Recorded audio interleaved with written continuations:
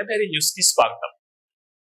చిత్తూరు జిల్లా పలమనేరు నియోజకవర్గం పలమనేరు పట్టణానికి చెందిన 9 మరియు 15వ వార్డులకు చెందిన పలువురు వైకాపాను వీడి తెలుగుదేశం పార్టీలో చేరారు. ఈ సందర్భంగా మాజీ మంత్రి అమర్నాథ్ రెడ్డి వారికి కండువాలు వేసి సాధారణంగా పార్టీలోకి ఆహ్వానించారు. పార్టీలో చేరిన వారిలో ఫైనాన్షియల్ మరియు రియల్ ఎస్టేట్ వ్యాపారి మల్లికార్జున్తో పాటు హరియాదవ్, సిద్దప్ప, శ్రీధర్, జాకీర్, కుప్పస్వాములు ఉన్నారు.